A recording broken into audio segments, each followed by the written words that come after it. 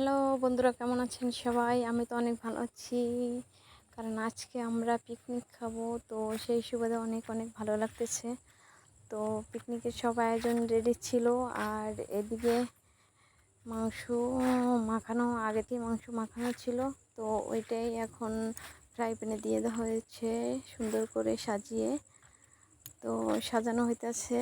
তো এরপরে সাজানো কমপ্লিট। এরপরে উপর থেকে আলুগুলো দিয়ে দেবে, যেহেতু আমরা এগুলো রুটির সাথে খাবো। তো এর জন্য আলু দেওয়া হইতেছে। তো ফ্রাই প্যানে মনে হোক মুরগি ভাজা ভাজা করবে, একটু লাল লাল পোড়া পোড়া হবে। তো এবার উপর থেকে আলুটা দেওয়া হইতেছে। তো সুন্দর করে সাজানো কমপ্লিট।